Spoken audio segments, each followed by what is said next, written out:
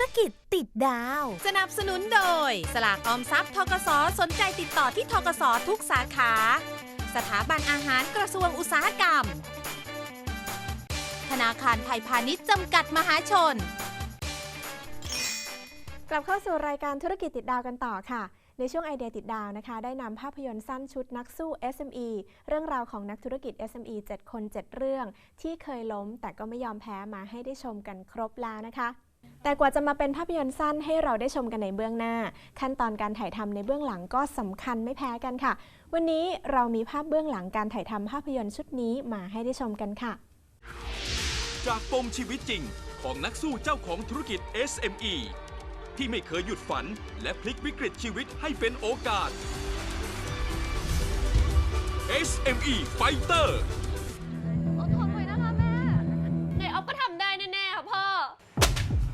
ว่าไงนะตอนนี้ร้านเราไฟไหม้อะครับเราขนของไม่ทันเลยครับพี่มันไปโดนยาฆ่าแมลงที่เขาฉีดเอาไว้ครับเงินที่ยืมไปอ่ะถ้าแม่มาคืนอ่ะเจอแบบนี้มีอะไรให้แม่ช่วยก็เดี๋ยวมันก็ดีขึ้นนะครับแม่บนเส้นทางความสำเร็จธุรกิจ SME มีทั้งวิกฤตและโอกาส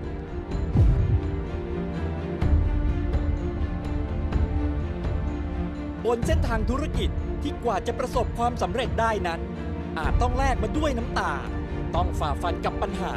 และอุปสรรคต่างๆที่เข้ามามากมายนี่จึงเป็นที่มาของโครงการภาพยนตร์สั้นนักสู้ SME SME เนี่ยฮะมันก็เหมือนกับร่างกายแขนขาที่จะพาให้ประเทศไทยเนี่ยเดินก้าวไปข้างหน้าได้ก็เลยอยากจะถ่ายทอดชีวิตการเป็นมาของ SME จำนวนหนึ่งเพื่อเป็นแบบอย่างให้ท่านพี่น้องประชาชนอยู่ในอาชีพอื่นจะได้เข้าใจอยากจะให้ภาพยนตร์สั้นทุกตอนเนี่ยเป็นบทเรียนสอนให้ทุกคนได้รู้ว่าการทำธุรกิจเนี่ยไม่ได้ง่ายวันนี้เป็นวันเริ่มต้นและเราจะก้าวไปด้วยกันอีกครั้งผมจะเอาโอกาสของผมกลับมาให้ได้ดีใจไหมน้ำหวานดีใจไหมแล้วดีใจไหมเราโลดแล้วทุกแรงบันดาลใจ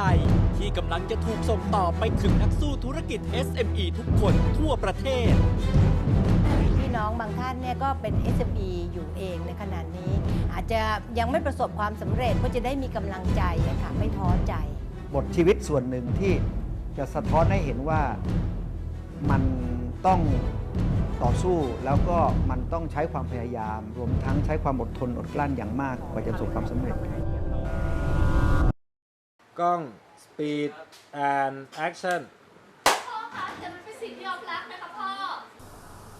มันเป็นสิ่งที่ออฟศึกษามาแล้วไม่ใช่ออฟก็ทำได้แน่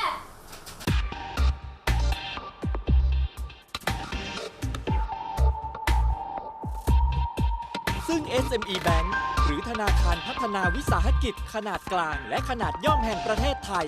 ได้เข้ามาสนับสนุนและร่วมเฟ้นหานักสู้ SME ทั้ง 7 คน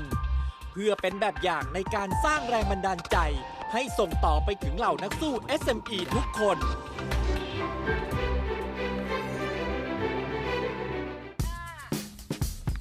จึงเป็นหน้าที่ของทั้งนักแสดงและทีมงานเบื้องหลังที่จะต้องทุ่มเทอย่างหนักเพื่อให้ภาพยนตร์สั้นทั้ง 7 เรื่องสามารถถ่ายทอดเรื่องราวและประสบการณ์ในการทำธุรกิจของนักสู้ SME ทุกคนให้ออกมาอย่างดีที่สุดเป็นไงบ้างครับการขี่ครั้งแรกสอนแต่วิธีไปไม่สอนวิธีจอดเป็นเด็กดีนะลูกถามแม่เมื่อกี้ก็ใช้อารมณ์ดราม่าพอสมควรเลยครับผมก็มีน้ำตาคลอนะครับ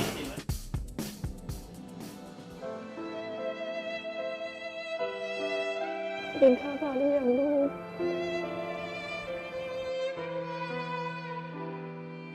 รู้ไหมแม่เป็นห่วงแล้วที่สำคัญที่สุดคืออยากจะให้เป็นแบบอย่างของคนรุ่นใหม่ในสังคมไทยที่จะเห็นว่าเมื่อเราเรียนจบการศึกษาไม่ได้มันมีหลายๆทางเลือกไม่ได้จำเป็นว่าทุกคนจะต้องเลือกในทางที่เหมือนกันเช่นขออนุญาตไม่ใช่การเป็นลูกจ้างไม่ดีแต่ว่าการทำอาชีพของตัวเองได้เองเนี่ย ถือว่าเป็นสิ่งที่ดีแบบสุดยอดนะคะ เพื่อให้ชีวิตมันสามารถเดินต่อไปเนี่ยก็ก้าวลุกขึ้นแล้วค่อยๆก้าวเดิน แล้วก็ทำให้ตัวเองได้ผงาดขึ้นมา และจนประสบความสำเร็จ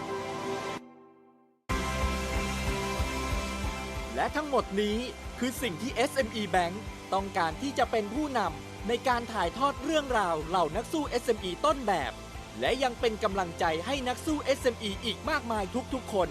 ให้ต่อสู้กับทุกๆปัญหา จนธุรกิจประสบความสำเร็จ